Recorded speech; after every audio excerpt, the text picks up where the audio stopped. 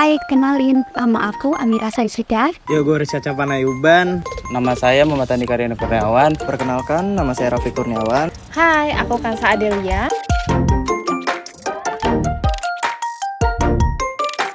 Manajemen proyek teknologi informasi dan komunikasi adalah proses pelaksanaan, perencanaan, dan pengawasan sistem yang berkaitan dengan pengelolaan sistem teknologi informasi dan komunikasi. Intinya, mengelola proyek-proyek teknologi agar berjalan dengan lancar dan sesuai dengan tujuan.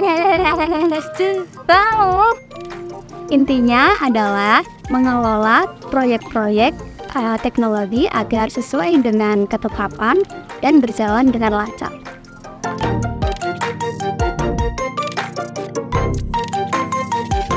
Nah, proyek memiliki beberapa karakteristik, yaitu yang pertama, proyek ini bersifat sementara, yaitu jangka kurun waktunya itu sebentar atau jangka pendek. Lalu, yang kedua, produk yang dihasilkan ini unik. Nah, yang ketiga, proyek ini melibatkan tugas-tugas yang tidak rutin. Nah, lalu yang keempat, proyek ini memerlukan perencanaan. Dan yang kelima, proyek ini mempunyai produk tertentu yang harus dicapai. Nah, sedangkan manajemen operasional ini berkebalikan dengan manajemen proyek. Nah, untuk manajemen operasional ini kurun waktunya jangka panjang. Nah, jika tadi untuk manajemen proyek itu jangka pendek, manajemen operasional ini jangka panjang kurun waktunya. Lalu, manajemen operasional ini mempunyai tujuan agar organisasi ini tetap berjalan dengan baik.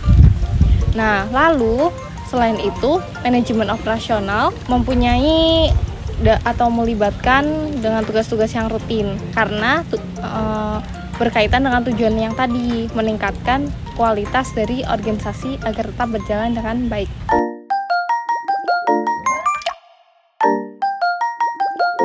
Di sini saya akan menjelaskan jenis organisasi proyek. Di sini organisasi proyek dibagi menjadi 4. Satu adalah organisasi fungsional.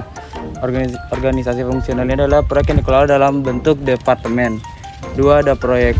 Proyek ini adalah fokus penuh pada proyek.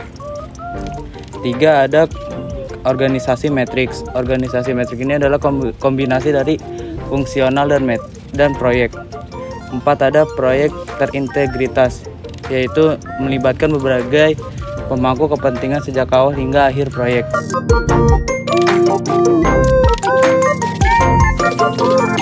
Di sini gue akan menjelaskan proses manajemen proyek. Nah, proses manajemen proyek sendiri terdiri dari 5 tahap utama, teman-teman.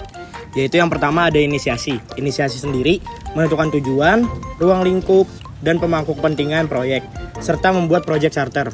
Lalu yang kedua ada perencanaan. Perencanaan tersendiri terdiri dari merancang jadwal anggaran, lalu sumber daya, serta mengidentifikasi risiko dan membuat strategi mitigasi. Lalu yang ketiga ada pelaksanaan. Pelaksanaan sendiri ada mengkoordinasikan sumber daya dan memastikan proyek berjalan sesuai rencana dan anggaran.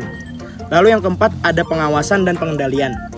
Nah, di sini terdiri dari memantau kemajuan proyek dan melakukan penyesuaian bila diperlukan. Lalu, yang terakhir ada penutupan. Penutupan sendiri menyelesaikan proyek, menyerahkan hasil, dan meninjau keberhasilan serta pelajaran yang didapat. Nah, sekian yaitu tujuan dari setiap tahap ini adalah untuk memastikan proyek mencapai tujuannya dengan baik. Terima kasih.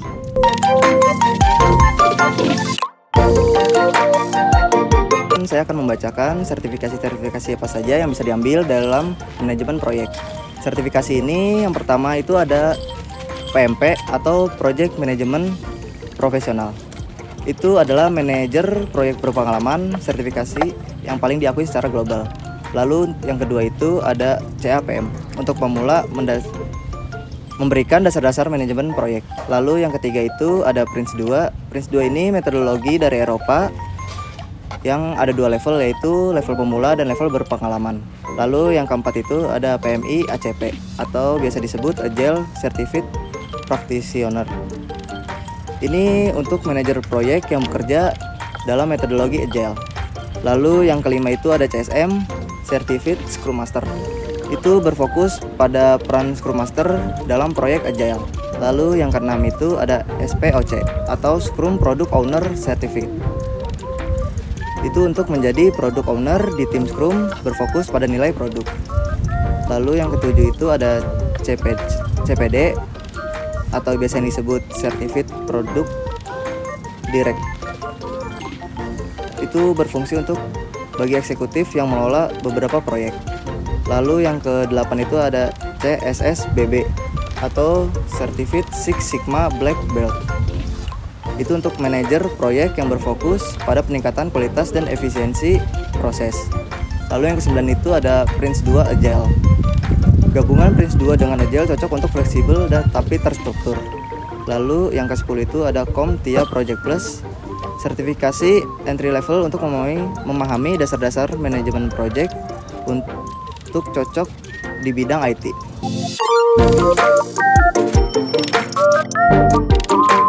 Tools-tools yang bisa digunakan dalam manajemen project.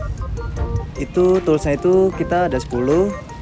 Yang pertama itu Project Management Tools. Project Management Tools itu dibagi menjadi 4. Itu ada Trello, Asana, Jira, dan ClickUp. Lalu yang kedua ada Time Management and Scheduling. Yang pertama itu ada Toggle, Clockify itu pelacakan waktu tugas, dan Google Calendar itu untuk penjadwalan rapat. Lalu yang ketiga itu ada kolaborasi dan communication. Itu dibagi menjadi 2. Yang pertama itu ada Slack dan Microsoft Teams, itu untuk komunikasi dan kolaborasi tim. Lalu yang kedua itu ada Zoom dan Google Meet, itu untuk rapat video.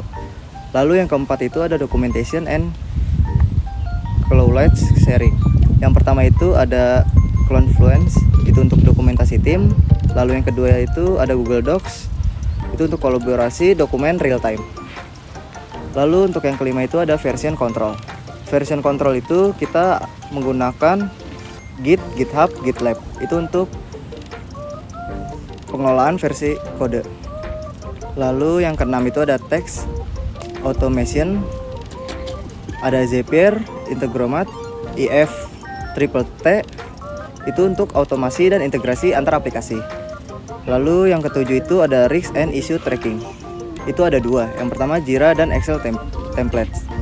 Lalu yang ke-8 itu ada Agile and Scrum Tools.